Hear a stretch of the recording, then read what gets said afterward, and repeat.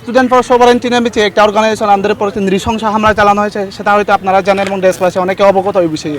কিন্তু ওই বিষয়ে যে স্টুডেন্ট ফর সভারেন্টি যে সংগঠনটা, ওইটার মাদার অর্গানাইজেশন কিন্তু শিবিরের অর্গানাইজেশন ওইটা। এবং শিবিরে যারা কুপ্তগিরি করে, তারা বিভিন্ন দোকান খুলে বসে আছে আমাদের উপর। তারা বিভিন্ন বয়ান তৈরি করে হচ্ছে হিল ট্র্যাক্স এবং বাঙালি ভিন্ন যে অন্যান্য ভাষাভাষী জনগোষ্ঠী আছে তাদের উপর বিদ্বেষমূলক মতামত গঠন করে আমাদের উপর যে আক্রমণাত্মক মনোভাব, এবং একই সাথে আমাদের উপর বিদ্বেষ হিংসা প্রতিনিয়ত তারা সরিয়ে থাকে। একই সাথে ওই 15টা ধরে আমরা দেখেছি আমাদের উপর যে নৃশংস হামলা চালানো হয়েছে এই গুপ্ত সংগঠনের, আমরা দেখছি এবং যথেষ্ট প্রমাণ আছে আমাদের সাথে। একই সাথে আমরা কত মাসে ঠিক আমি হচ্ছে আপনার মতিঝিল থানা, আমি যখন স্বাক্ষরিতে গেছিলাম তখনও আমি দেখেছি যে তাদের কিছু সদস্য তারা মামলা লিস্টে আসেন, কিন্তু তারা প্রকাশ্য ক্যাম্পাসে ঘুরে বেড়াচ্ছে। আমাদের উপর প্রকাশ্য হচ্ছে তারা এখনও আমাদের যে হিংসা বিদ্বেষের যে ক্যাম্পেন মতামত সৃষ্টি করে, তারা ক্যাম্পাসে হচ্ছে একটা ভয়ানক আমাদের জন্য হচ্ছে অস্বস্তিকর ভয়ঙ্কর পরিবেশ সৃষ্টি করার জন্য অপচেষ্টা চালিয়ে যাচ্ছে এখনও। কিন্তু প্রশাসন থেকে শুরু করে এখনও কোনো অবস্থানে তাদের শনাক্ত করার পরেও তাদেরকে হচ্ছে আইনের আওতায় আনা হচ্ছে না। আমরা অবশ্যই ক্যাম্পাসে প্রতিনিয়ত আমরা সংখ্যার মধ্যে আসি, এবং এই জায়গা থেকে আমরা মনে হয় এই হলটা বিভিন্ন বিষয়ের কারণে এবং সব পরিবর্তিত যে পরিস্থিতিতে আমাদের রিপ্রেজেন্টেটিভ থেকে শুরু করে আমাদের ভয়েস সব কিছুর কারণে আমরা মনে করি এই অপচেষ্টা আমাদের জন্য হুমকি।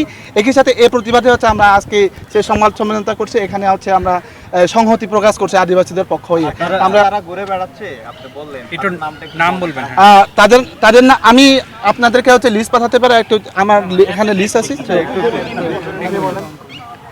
স্টুডেন্ট ফর সভারেন্টির যে আহ্বায়ক, আপনারা নাম জানেন, আপনারা স্টুডেন্ট ফর সভারেন্টি ওই পেজে গেলে হচ্ছে তাদের সম্পর্কে বিস্তারিত তথ্য জানতে পারবেন। তারা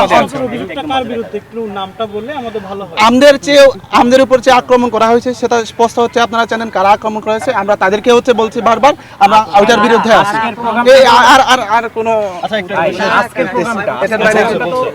এটার বাইরে যদি আর আপনারা বলতে যাচ্ছেন যে ইনক্লুসিভ রাজনীতি কোন সূত্র ধরে আপনি বলছে ভাই শেষ করি, ইনক্লুসিভ যে রাজনীতির যে প্র্যাকটিসটা আপনারা যেটা শিবির বলছে যে তারা হচ্ছে ইনক্লুসিভ রাজনীতিক প্র্যাকটিসের জন্য তারা বিভিন্ন জায়গা থেকে আপনাদের বিভিন্ন গোত্রের লোকজন নিয়ে তারা একটা প্যানেল দেখেন ভাই, যে কেউ তাদের বয়ানটা তারা বলতে পারে এবং দিতে পারে, এটা তাদের ব্যক্তিগত বিষয়। আমরা ব্যক্তিগত কনসার্নের জায়গা থেকে আমরা সমষ্টিগতভাবে আমরা কনসার্নটা আমরা এখানে রেজ করছি, আপনারা সেটা আশা করি বুঝতে পারছেন। এটা কি আপনাদের ব্যক্তিগত বয়ান?